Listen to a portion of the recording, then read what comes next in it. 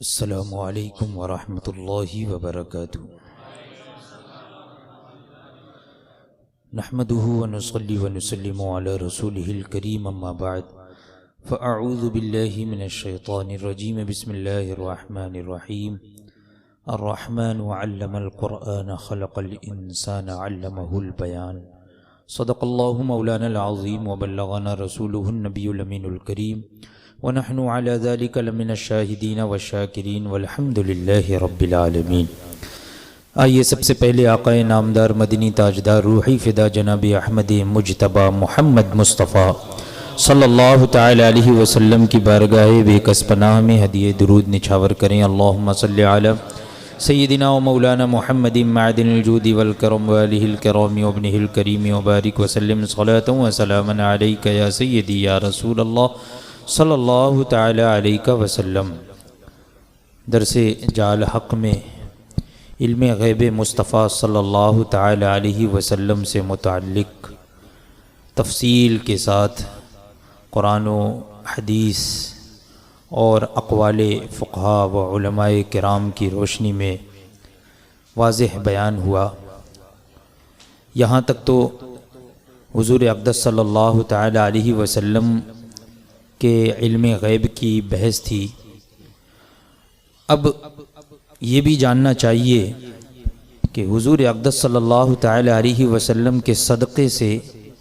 اولیاء کرام کو بھی علم غیب دیا جاتا ہے، مگر ان کا علم نبی کے واسطے سے ہوتا ہے اور ان کے علم کے سمندر کا قطرہ ہے، یعنی نبی کے علم کے سمندر کا قطرہ ہے۔ تو چند دلائل اس میں بھی پیش کیے جاتے ہیں کہ انبیاء کو تو علم غیب ہے، ان کے صدقے میں اولیاء کرام کو بھی علم غیب عطا ہوتا ہے۔ فرماتے ہیں مرقات شرح مشکات میں کتاب العقائد تالیف شیخ ابو عبداللہ شیرازی سے نقل فرماتے ہیں کہ بندہ حالات میں منتقل ہوتا رہتا ہے، حالات میں بدلتا رہتا ہے، منتقل ہوتا رہتا ہے، یہاں تک کہ روحانیت کی صفت پا لیتا ہے، پس غیب جانتا ہے۔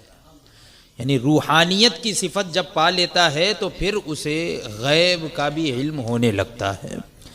اسی مرقات میں کتاب عقائد سے نقل فرمایا کہ کامل بندہ چیزوں کی حقیقتوں پر مطلع ہو جاتا ہے اور اس پر غیب الغیب کھل جاتے ہیں، یعنی غیب تو غیب کے بھی غیب کھل جاتے ہیں۔ تو یہاں بندہ یعنی اولیاء کرام اللہ کے محبوب بندے، مرقات جلد دوم صفحہ نمبر 6 باب الصلاۃ علی النبی وفضلہا میں فرماتے ہیں کہ پاک و صاف نفس جبکہ بدنی علاقوں سے خالی ہو جاتے ہیں،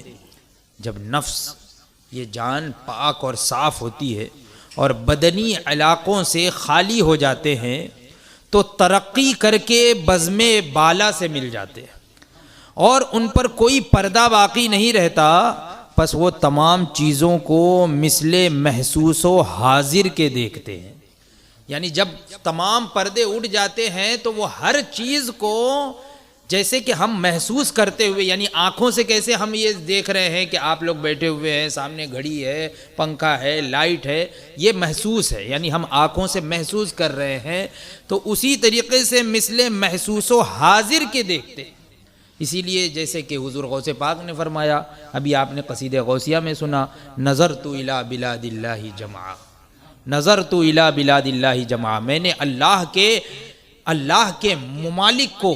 اللہ کے ملکوں کو میں نے دیکھا، میں نے نظر کی، تمام ممالک کی طرف نظر کی، کہ خردلۃ علی حکم التسالی، جیسے کہ ہتھیلی پہ رکھا ہوا رائی کا دانہ، جیسے کہ رائی کا دانہ ہتھیلی پہ ہو اور ہم دیکھتے ہیں، نظر کرتے ہیں اور دیکھتے ہیں، اسی طریقے سے حضور غوث پاک فرماتے ہیں کہ میں نے ساری دنیا کو اپنی آنکھوں سے دیکھا۔ تو یہ بھی مرقات شریف میں وہی ہے، تو تمام چیزوں کو مثل محسوس و حاضر کے دیکھتے ہیں، تو چاہے تو خواہ تو اپنے آپ یا فرشتے کے الہام سے، یعنی خود ان کے وہ درجات بلند ہو جاتے ہیں کہ خود ہی یہ تمام چیزیں نظر آنے لگتی ہیں، یا فرشتوں کے الہام کے ذریعے سے، خبر کے ذریعے سے۔ شاہ عبدالعزیز صاحب تفسیر عزیزی سورہ جن میں فرماتے ہیں لوح محفوظ کی خبر رکھنا اور اس کی تحریر دیکھنا بعض اولیاء اللہ سے بھی بطریق تواتر منقول ہے،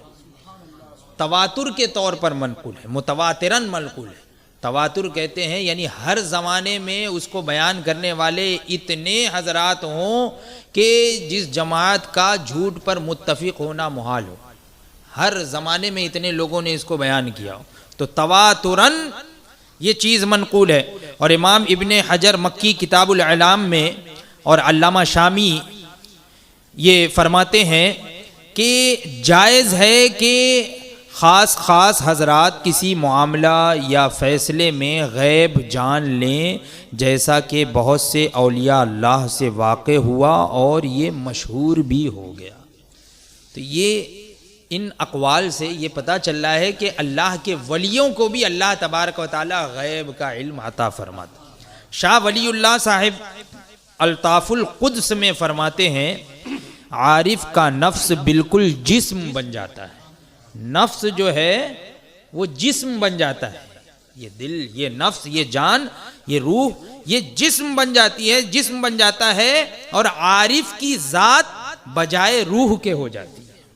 یعنی جو ذات ہوتی ہے وہ روح کی جگہ پر ہو جاتی ہے۔ وہ تمام عالم کو علم حضوری سے دیکھتا ہے، تمام عالم کو جیسے حاضر دیکھ رہا ہے ویسے علم حضوری سے دیکھتا ہے۔ زرقانی شرح مواہب جلد 7 صفحہ نمبر 228 میں فرماتے ہیں کہ لطائف المنن میں فرمایا کہ کامل بندے کا اللہ کے غیبوں میں سے کسی غیب پر مطلع ہو جانا یہ کوئی عجیب بات نہیں ہے، کوئی تعجب نہیں، اس حدیث کی وجہ سے کہ مومن کی دانائی سے ڈرو، حدیث پاک میں بھی ہے کہ مومن کی دانائی سے،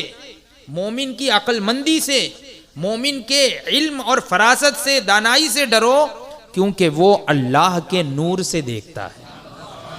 اور یہی اس حدیث کے معنی ہے کہ رب تبارک و تعالیٰ فرماتا ہے کہ میں اس کی آنکھ ہو جاتا ہوں جس سے وہ دیکھتا ہے، پس اس کا دیکھنا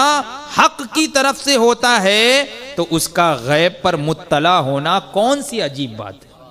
کچھ عجیب بات نہیں ہے۔ تو یہ چند